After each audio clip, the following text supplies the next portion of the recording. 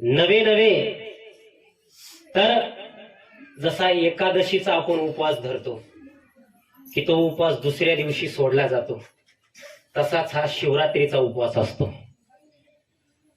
आणि आपल्या हिंदू धर्मामध्ये, आपल्या या सनातन संस्कृतीमध्ये महाशिवरात्रीला फार मोठा योग आणि फार मोठं महात्म्य माता माऊल्यांना आहे. आता या अभंगाद्वारे आपण चिंतन करणारच आहोत. पण या अभंगामध्ये शांती ब्रह्म एकनाथ महाराज सांगतायत, शिव भोळा चक्रवर्ती. शिवांविषयी नाथ बाबा सांगतायत की महादेव कसे आहेत? भोळे आहेत.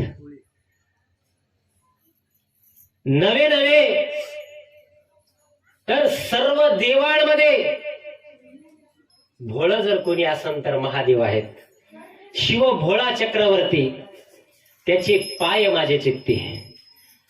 नाथ बाबा सांगतायत की तुम्ही जर भगवंताचं नामस्मरण केलं तर तुम्हाला काम क्रोध सुद्धा बाधणार नाही. या प्रपंचामध्ये, या दैनंदिन जीवनामध्ये, संसाराच्या भावसागरामध्ये आपण वावरत असताना महाराज आपल्याला दंभ असतो, काम असतो, क्रोध असतो, मत्सर असतो.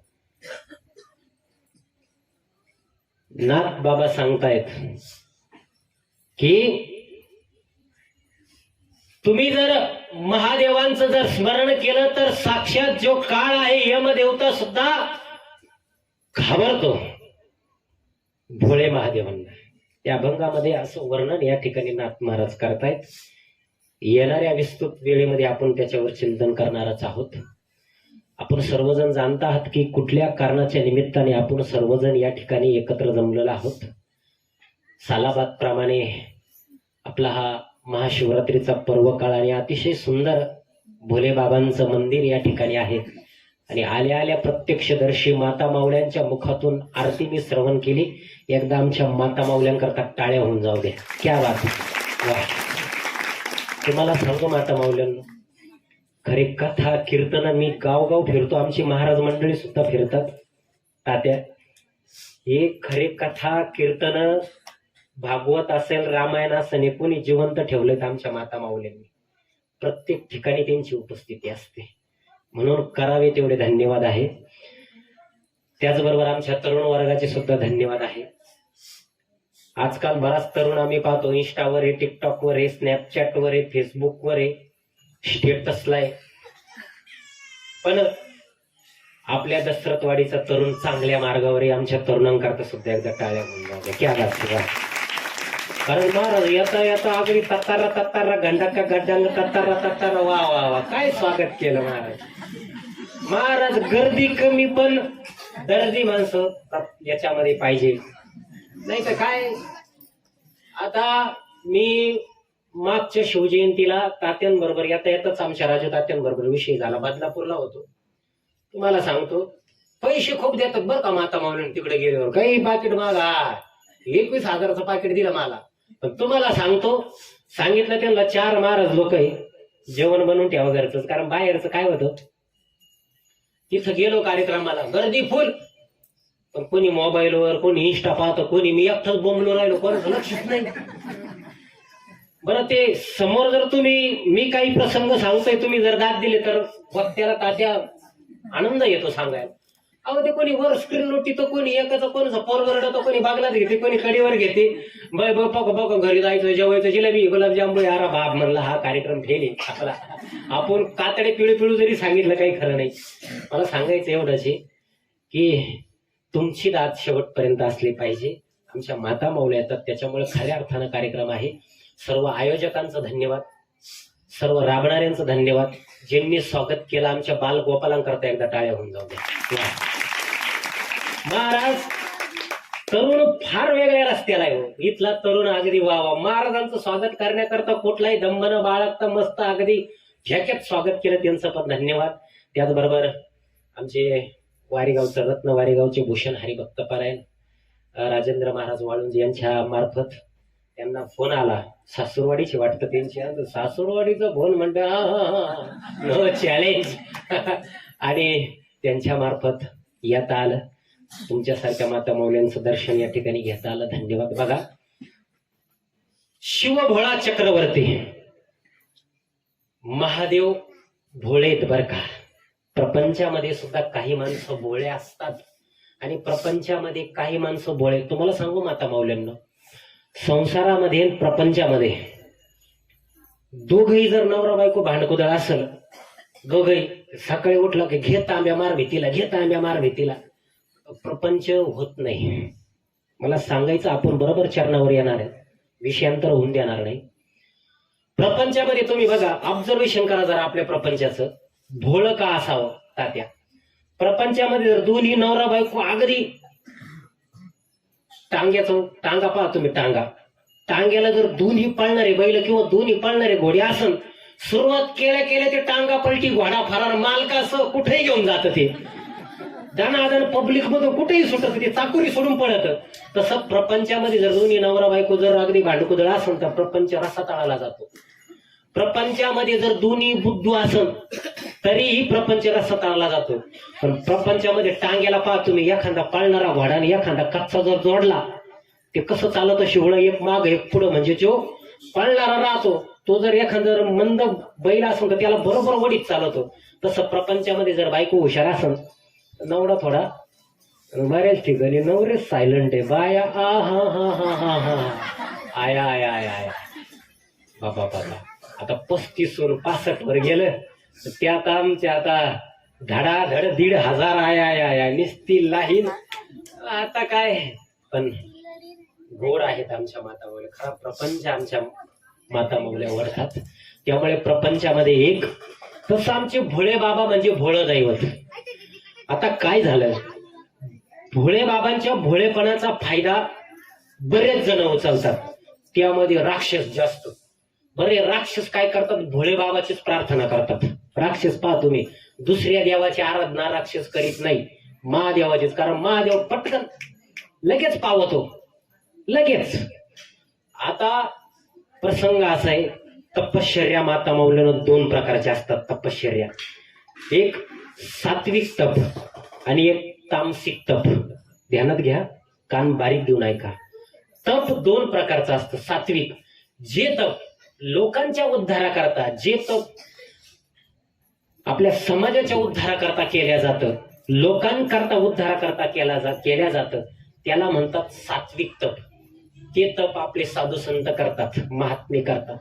आणि जे तप दुसऱ्याला त्रास देण्याकरता केलं जातं त्याला म्हणतात तामसिक तप.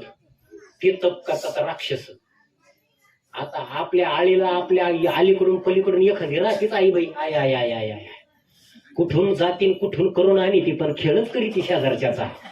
तसं ते तप, ते पण तप आहे, ते पण जमलं पाहिजे. घरात भांडणं, अमावस्या पौर्णिमा, सापडला लिंबू. तसं ते तामसिक तप म्हणजे दुसऱ्याला त्रास, मला सांगाय विषयांतर करणार नाही, दुसऱ्याला ताप देण्याकरता केल्या जातं, त्याला म्हणतात तामसिक तप. तसं हे राक्षस काय करतात, महादेवाची प्रार्थना करतात.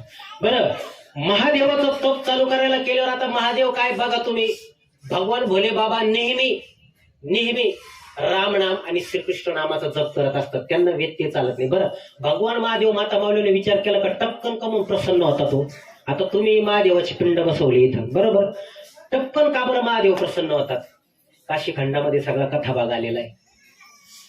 महादेव भोले बाबा नेहमी राम नाम जप करतात, नेहमी श्रीकृष्णाचा जप करत असतात. आणि त्या जपामध्ये जर कोणी व्यत्यय आणलं तर भोले बाबा काय करतात, आता हे खाली व्यत्यय आलं ना, खाली बसेलच ना, गुढी घेतली असून लगे ओम नमः शिवाय ओम नमः शिवाय तप केलं का महादेवाचं आसन तिकडं लगे कैलासावर हल्ल्या जातं. आणि ते तपश्चर्यामध्ये व्यत्यय आल्यानंतर ते लगे टपकन येतात आणि टपकन वर देऊन टपकन परत मोकळे होतात आपल्या तपश्चर्याला बसायला. आता एका राक्षसानं तप केलं, विक्रासूर नावाच्या राक्षसाने तप केलं भोले बाबांचं. आणि तप केल्यानंतर भोले बाबा म्हणाले, आता यांनी व्यत्यय आणला आपल्या नामस्मरणामध्ये, आपण टपकन जाऊन याला लगेच काय लागन वर देऊन टाकून मोकळे होऊ. बरं जाता जाता यांनी काय केलं, पार्वती मातेला सोबत घेतली. चल आता सासरवाडीला चालला म्हणलं, चल तू पण येऊ भेटून, तुझंही भेटणं होईल वाटेत, आत्या पण आहे, चल मग. तसं महादेवाने नियोजन केलं. पार्वती मातेला म्हणलं चल आत्ता इथं जायचंय, त्याला वर देऊ आणि टप्पन लगेच निघून येऊ. पार्वती मातेला घेतले, खरी भानगडी इथंच झाली. महादेवाने पार्वती मातेला घेतलं, विक्रासुराकडे गेले आणि विक्रासुराला सांगितलं, बालका वत्सा, तुझ्या तपाने मी प्रसन्न झालो, माग काय मागायचं. विक्रासुर म्हणे मला अमरत्व द्या द्यावा. देव म्हणे ते शक्य नाही, अमरत्व भेटणारच नाही. म्हणे मग एक काम करा, अमरत्व नाही ना, मी ज्याच्या डोक्यावर हात ठेवीन तो जागेवर भस्म झाला पाहिजे असं मला वरदान द्या. महादेवांना काही झाली ते तथा असतो. महादेवांनी लगेच वर देऊन मोकळे झाले. माता मावल्यांनो, मला तुम्हाला सांगायचंय, प्रापंचिक जीवनामध्ये आपण सुद्धा असंच करतो. प्रपंचामध्ये काही काही निर्णय जर तुम्ही घाई जर घेतले ते तुम्हाला नंतर तापदायक ठरतात. मग ते पोरीचं लग्न जमवण्यात असो, वर जावईले कडक दिसत, रेल्वेचा गॉगल, फॉकचा सेंट, रेड चिपचिपूट, आहा से आहा तक. त्याला वाटत आपल्याला सोयरीक एक नंबर भेटली, पण त्याला काय माहिती बांगड पुढं काय आहे. तो घाई पाहुण्या रावड्यात विचारपूस नाही करायची, काही नाही करायची, जबून मोकळं व्हायचं. जावई नंतर दाखवतो तडाका, हा घालीन लोटांगण वंदीन चरणन डोळ्याने पाहिनाली जिम खेळत येतो. मग मग तो पाहुणा म्हणतो, मला माहित होतो तो कसा आहे, पण सांगावा तर तुला अगदी. म्हणून निर्णय काही घाई घेऊ नये. भोले बाबांनी घाई आशीर्वाद देऊन मोकळे झाले. ततस्तू वर दिला. पण तुम्हाला सांगतो माता म्हणून, वर दिल्यानंतर विक्रासुर म्हणाले, देवा थांबा, घाई करू नका जायला. आता देवाला वाटलं याला वर दिला हा काय. तो पुढं काय म्हणतो, देवा तुमची पत्नी म्हणजे पार्वती माता दिसायला फार रूपवान आहे, फार सुंदर आहे, मला ती आवडली. काय म्हणतो, आता राक्षसीच्या पैदाशीच्या अशीच राहतात, समाजात पण आहे, आपलं द्याचं सोडून. आहे ना, विक्रासुराच्या अवलादी अजून पण आहे. त्यामुळे हे प्रकरण घडतात, बलात्काराचे. मालेगावचं प्रकरण, माता मावल्यांनो, लहान लेकर सुद्धा सोडले नाही. ते विक्रासुराच्या अवलादी अजून पण समाजामध्ये. म्हणून लक्षात घ्या, त्याची नजर फिरली. तो म्हणाला, देवा तुमची पत्नी पार्वती माता मला आवडली, मला ती पाहिजे म्हणे. आता मी तुम्ही जो वर दिला ना म्हणे, तुमच्या डोक्यावर हात ठेवितो म्हणे मी. आता पहा आता गंमत. समाजात काही माणसं अशी आहेत, ज्याचं आपण करावं भलं, एखाद्याचं भलं केलं का तोच आपल्याला वर टेक करीतो. अवघडे महाराज समाजामध्ये. आता भगवान भोले बाबाची झाली ना गंमत, आता काय करावं. तो म्हणाला, थांबा देवा, तुमच्या डोक्यावर मी आता हात ठेवणार. तुम्हाला सांगतो, भगवान भोले बाबाने पार्वती मातेला घेतलं. भगवान भोले बाबा लागले पळायला पुढं. भोले बाबा पार्वती माता पुढे, विक्रासुर मागे. आवाज चिकडत असे पळत सुटले. तुम्हाला सांगतो, विक्रासुर पिच्छा सोडायला तयारच नाही. आता काय तो पिच्छा सोडी ना. मग भोले बाबांनी श्रीकृष्ण भगवंताचा धावा केला. देवा धाव रे लवकरी, संकट पडले भारी. कृष्णा धाव रे लवकरी, संकट पडले भारी. देवाचा धावा केला. आता धावा केला म्हटल्यावर देवाला येणंच आहे. श्रीकृष्ण भगवंत बालरूपामध्ये आले. तिथं आले ना, भोले महादेवाला म्हणे, देवा काय झालं म्हणे. अहो असं झालं म्हणे, मी वर दिला ना, अशी भानगड झाली. रामकृष्ण हरी, तुम्ही ब्रह्मदेव असे वर देता म्हणे, नंतर मला प्रॉब्लेम होतो. ब्रह्मदेवाने हिरण्यकश्यपूला वध दिला. न दिवसा न रात्री, न उभ्यानं आडव्यानं, न वल्ल्यानं न कोरड्यानं, न आसराने न शास्त्रानं, न दिवसा न रात्री, न माणसाकून न पशुकून, न घरात न दारात त्या हिरण्यकश्यपूला असा वध दिला. आता सांगा मी काय करायचं. तुम्ही असा वर देता, ब्रह्मजीनं वर दिला म्हणे हिरण्यकश्यपूला. का माझं मरण न दिवसा न रात्री, न दारात न अंगणात, न माणसाकून न प्राण्याकडून, न वल्ल्यानं न कोरड्यानी, न दिवसा न रात्री. मग सांगा आता, नंतर मला प्रॉब्लेम होतो. या अशा वरामुळे मला कशी अवतार घ्यावा लागत या वाकडे तिकडे. नरसिंहाचा कसा अवतार घेतला, तोंड कोणाचं तर धड कोणाचं. तुम्ही आशे देता, नंतर मला प्रॉब्लेम होतो म्हणे. काही हरकत नाही म्हणे, पाहतो म्हणे. आता एक केस आहे ना, मी हँडल करतो. माझ्या कोर्टात आली ना म्हणे, मी पाहतो म्हणे. आता तुम्ही निघा म्हणे पार्वती मातेला घेऊन. त्यांना काढून दिलं. श्रीकृष्ण भगवंत बालरूपामध्येच थांबले. तो विक्रासूर मागून येतच होता अगदी तलवार पाजळून. आता त्याला वर भेटेल एखाद्याला. आता ते समृद्धीचे पैसे आले होते महाराज लोक ऐका ना, धनाधन बुलेट आण, कमांडर आण, ठार आण. तिला नंतर वाचायला तेल वाचायला का पैसे नसाना. काही काही ठिकाणी आमच्या मातावर ठारवर गावल्या थापल्या. अवघड आहे महाराज, विचारच करायचं नाही. आला ना तो विक्रासूर. विक्रासूर आला ना, श्रीकृष्ण भगवंतांनी थांबवलं. बाल रूपात होती ती. अरे विक्रा विक्रा थांब म्हणे, कुठा निघाला घाई घाई म्हणे. म्हणे ते थांब रे म्हणे, तू मला घाई झाली म्हणे. अरे अरे पण थांबता खरी, कुठं निघाला हे तर सांग म्हणे.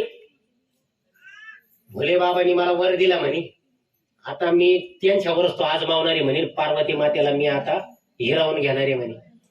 म्हणे कोणी वर दिला म्हणे, पहा बर का इथं बुद्धिमत्ता फार. श्रीकृष्ण भगवंताची बुद्धिमत्ता सुद्धा आपला प्रापंचिक जीवनामध्ये वापरता येते का काय माता म्हणून लक्षात घ्या. संसारामध्ये सुद्धा असं चाणक्य आपण असलं पाहिजे. श्रीकृष्ण भगवंतांनी अडवलं बाल रूपात. म्हणे कुठं चालले म्हणे, भोले बाबांनी वर दिला म्हणे मला. काय वर दिला म्हणे, म्हणे ज्याच्या डोक्यावर हात ठेवून म्हणतो काय होईल म्हणे, भस्म होईल म्हणे.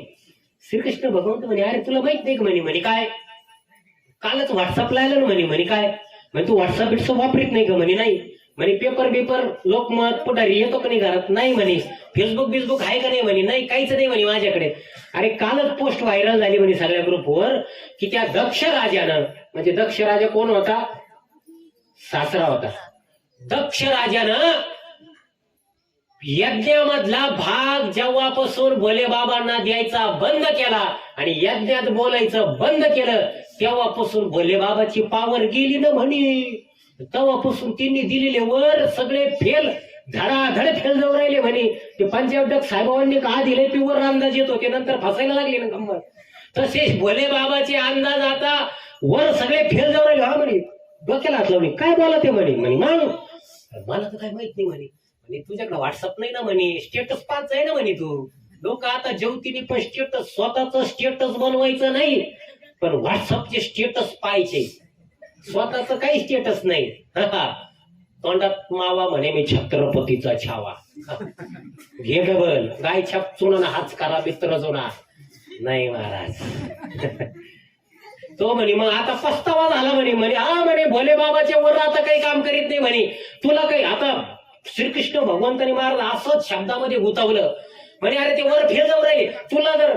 तो म्हणे नाही नाही तुम्ही काहीतरी खोटं सांगू राहिले म्हणे. अरे म्हणे तुला जर माझं पटत नसेल ना म्हणे, तुला जर माझं खोटं वाटत असेल ना म्हणे, तू तुझ्या डोक्यावर हात ठेवून पाहिजे म्हणे. हा जे तर हा सूर्य ते फसलं ना, ते राक्षसच त्याने ठेवला त्याच्या डोक्यावर हात. राम बोलो भाई राम बोलो. भस्म झाला तिथंच. म्हणून भोळे बाबा मला सांगायचं ना तर महाराज सांगतात महादेव इतकं भोळं दैवत आहे की ती मागचा पुढचा विचार करत नाही.